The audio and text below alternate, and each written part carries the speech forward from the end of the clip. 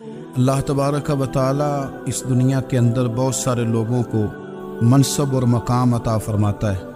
بہت سارے لوگ ایسے ہوتے ہیں جنہیں اللہ تبارک و تعالی زندگی میں بڑے بڑے مواقع عطا کرتا ہے۔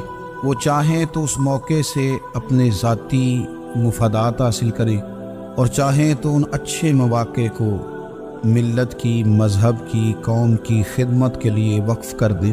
کچھ لوگ ایسے ہوتے ہیں کہ جو کسی مقصد کے حصول کی طرف سفر تو کر رہے ہوتے ہیں، لیکن اس کے پیچھے زیادہ تر ان کے ذاتی مفادات کار فرما ہوتے ہیں اور وہ اپنے دنیاوی مقاصد کے لیے، اپنے اور اپنے خاندان کے دنیاوی فوائد کے لیے کوشش کر رہے ہوتے ہیں۔ ایسے لوگ بھی محدود رہ جاتے ہیں، ان کی سوچ بھی محدود رہ جاتی ہے اور کئی دفعہ کچھ تھوڑی دیر کے لیے ان کے نام ابھرتے ہیں اور پھر ہمیشہ کے لیے دب جاتے ہیں۔ کچھ لوگ ایسے ہوتے ہیں جو زندگی کے اندر اللہ کے لیے، اللہ تعالیٰ کی رضا کے لیے، رسول پاک صلی اللہ تعالیٰ علیہ وسلم کی خوشنودی حاصل کرنے کے لیے، دین کی، ملت کی، ملک کی سربلندی کے لیے آگے آنا چاہتے ہیں۔ میرا رب کریم قرآن مجید سورہ حج میں ارشاد فرماتا ہے کہ الذین ان مکناہم فی الارض، کچھ لوگ ایسے ہیں کہ اگر ہم انہیں زمین میں اقتدار دیں، زمین میں اگر ہم انہیں قابو دیں تو وہ کیا کریں گے؟ اقاموا الصلاۃ و آتوا الزکوٰۃ، وہ نماز قائم کریں گے، زکوٰۃ ادا کریں گے، وامروا بالمعروف، نیکی کا حکم دیں گے، ونہوا عن المنکر، اور لوگوں کو بری باتوں سے منع کریں گے۔ وہ دینی، فکری، اصلاحی انقلاب برپا کر دیں گے، نماز کو عام کریں گے، زکوٰۃ کو عام کریں گے، بھلائی کا حکم دیں گے اور برائی سے منع کریں گے۔ اللہ تبارک و تعالیٰ نے ان لوگوں کو جب اقتدار دیا، وہ کون لوگ تھے؟ سیدنا صدیق اکبر، حضرت فاروق اعظم، سیدنا عثمان غنی، حضرت مولا علی رضوان اللہ تعالی علیہم اجمعین۔ اللہ نے جب ان لوگوں کو اقتدار دیا زمین کے اندر، اللہ تبارک و تعالی نے انہیں نبی پاک علیہ الصلاۃ والسلام کی نیابت کے لیے چنا، تو ان لوگوں نے یہ انقلاب برپا کیا، نمازیں عام ہو گئیں، شوق سے لوگ صدقات و خیرات دینے لگے، بھلائی عام ہوئی، برائی کا کلا کما کیا گیا۔ ہمارے ہاں بھی لوگ احتساب کی باتیں کرتے ہیں، ہمارے ہاں بھی لوگ کہتے ہیں کہ میں رشوت خوری کو، کرپشن کو، ناجائز چیزوں کو ہمیشہ کے لیے جڑ سے اکھیڑ پھینکوں گا۔ لوگ دوسروں سے مطالبہ کرتے ہیں کہ یہ سارے کام جائز کریں، لیکن خود اس پر عمل کرنے کو تیار نہیں ہوتے۔ یاد رکھ لیں کہ یہ جو احتساب ہے یہ انسان کی اپنی ذات سے شروع ہوتا ہے۔ آپ جب نظام احتساب دنیا کے اندر مستحکم کرنا چاہتے ہیں تو اس میں پھر آپ کو اپنی ذات کو سامنے پیش کرنا پڑے گا۔ آج ہم بات کرنے جا رہے ہیں سیدنا فاروق اعظم رضی اللہ تعالیٰ عنہ۔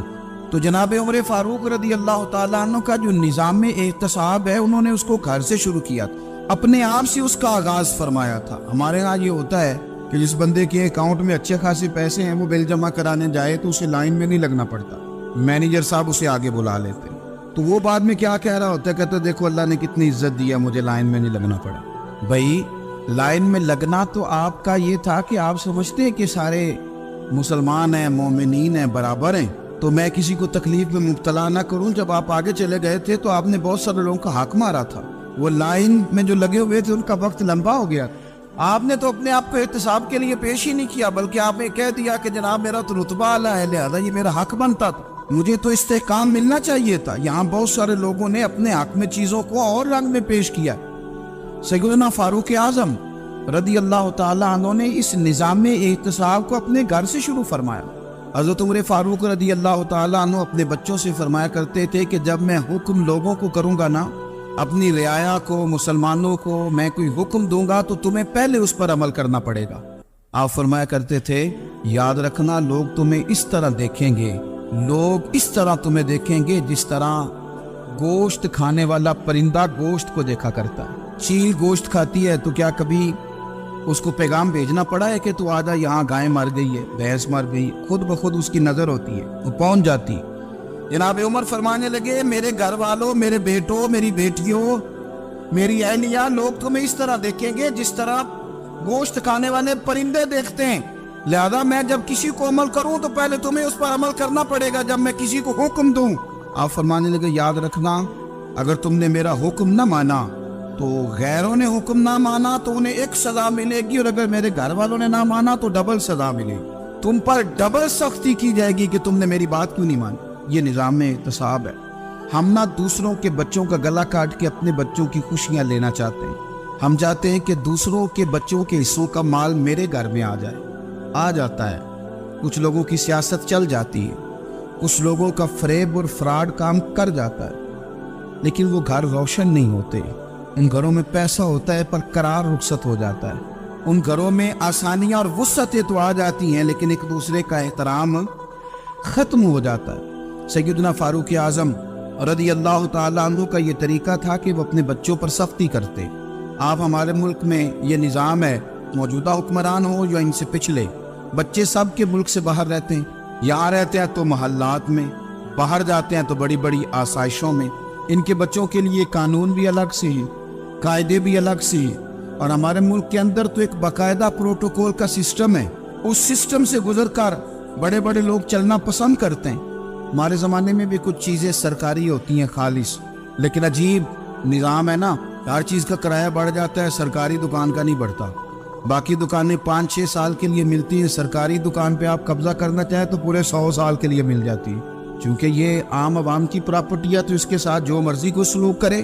ایک سرکاری چراگاہ تھی جس کے اندر جانور چرا کرتے تھے، ہمارے یہاں بھی پنجاب میں کچھ جگہیں ہوتی ہیں تو ہم لوگ کہتے ہیں شام لاٹ ہے، سرکاری چراگاہ میں جانور چرا کرتے تھے۔ حضرت عمر فاروق رضی اللہ تعالیٰ عنہ کے صاحبزادے سیدنا عبداللہ ابن عمر رضی اللہ تعالیٰ عنہ نے بھی ایک اونٹ خرید لیا، تو سب لوگوں کے جانور سرکاری چراگاہ میں چرتے تھے، آپ نے بھی اپنا جانور وہاں چرنے کے لیے، کھانے پینے کے لیے چھوڑ دیا۔ وہ جب اونٹ آیا تو پتلا تھا، کچھ دنوں کے بعد وہ فربا ہو گیا، طاقتور ہو گیا، موٹا تازہ ہو گیا۔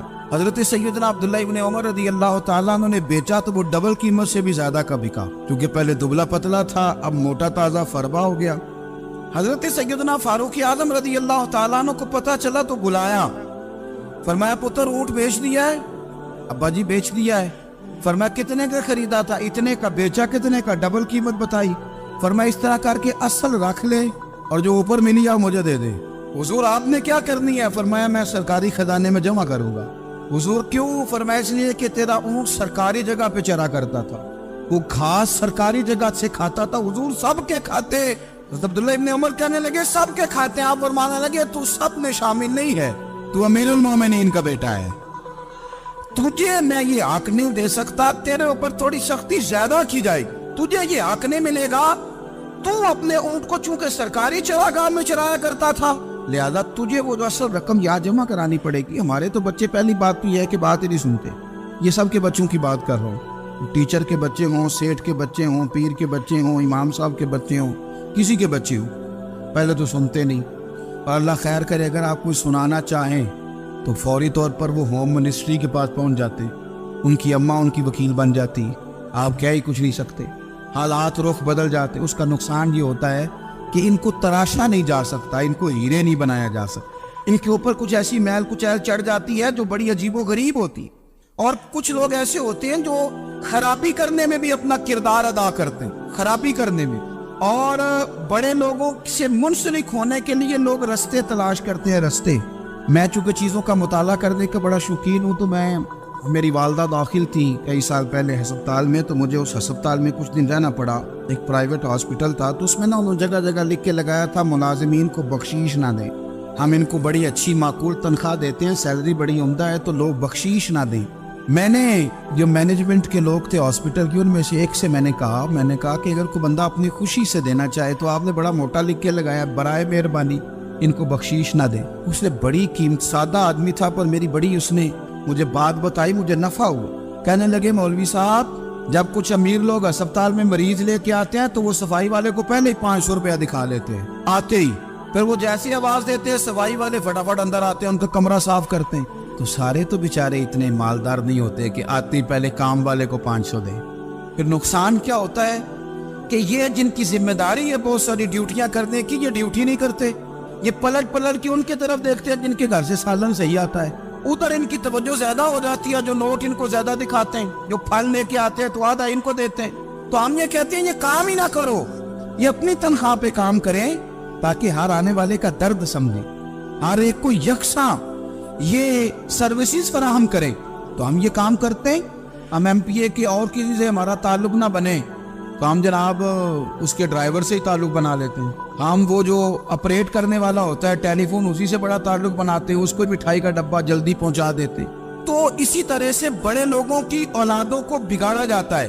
حضرت عاصم بن عمر رضی اللہ تعالیٰ عنہ، یہ سیدنا فاروق اعظم کے بیٹے تھے، مصر گئے تو لوگوں کو پتا چلا حضرت عمر کے بیٹے آئے. لوگوں نے تحفے دیے، بڑی بڑی چیزیں آپ کو دی، حضرت عمر کا بیٹا ہے، بڑے گفٹ دیے. تو صاحبزادے واپس آئے تو ان کے پاس بڑے تحائف تھے. سیدنا عمر فاروق رضی اللہ تعالیٰ عنہ نے دیکھا تو فرمایا ادھر لانا تحفے. کہا بڑی لوگوں نے مجھے دیے ہیں. فرمایا تو نے کیوں بتایا تھا کہ میں امیر المومنین کا بیٹا ہوں؟ کہا حضور ان کو ویسے ہی پتا چل گیا. فرمانے لگے پتر یہ تحفے تمہیں اس لیے ملے ہیں کہ تم امیر کے بیٹے ہو، یہ تحفے تمہارا حق نہیں، کیونکہ تمہیں اس کرسی کی وجہ سے ملے ہیں اور یہ کرسی مسلمانوں کی ہے، لہذا یہ حق بھی مسلمانوں کا ہی ہے. یہ لا سارے مال غنیمت میں جمع کیے جائے.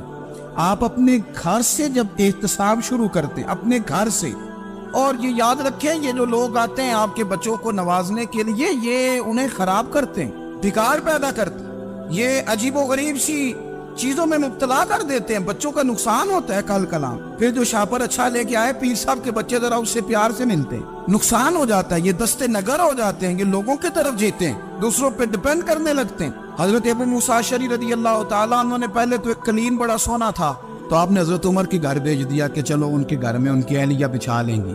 کہیں سے تحفہ آیا. پھر وہ جس کمرے میں مال غنیمت اور خزانہ رکھا جاتا تھا اس کی صفائی کر رہے تھے تو ایک دینار مل گیا. تو وہ دینار بچے سارے جا رہے تھے تو ان میں سے حضرت عمر کے ایک بیٹے کو چھوٹے کو بلایا اور بلا کے کہا پتر یہ دینار لے لو. حضرت عمر نے دیکھا کہ بیٹے کے ہاتھ میں دینار بھی ہے اور گھر میں قالین بھی ہے. ایک موقع پہ وہ قالین گیا، ایک موقع پر بچے کو ایک دینار دیا. تو حضرت عمر اپنی اہلیہ سے پوچھنے لگے یہ کہاں سے آیا قالین؟ کہا جناب ابو موسیٰ اشعری رضی اللہ تعالیٰ عنہ نے بھیجا ہے. بیٹے سے پوچھا دینار کہاں سے آیا؟ کہا مجھے انہوں نے ہی دیا ہے. آپ نے وہ دینار بھی لیا اور قالین بھی لیا اور اس کو لپیٹا اور جناب ابو موسیٰ اشعری کو بلایا اور اتنے سخت ناراض تھے. فرمانے لگے ابو موسیٰ اشعری سے کہنا میرے پاس پیدل آئے، گھوڑے پہ نہ آئے. اور جب آئے حضرت ابو موسیٰ اشعری تو جناب عمر اتنے ناراض ہوئے کہ وہ قالین لپیٹ کر تو ان کے سر پہ مار دیا. فرمانے لگے پکڑو اپنا دینار، تمہیں پورے مدینے میں میرے بیٹے کے علاوہ کوئی اور نہیں ملے گا جسے تم خراب کر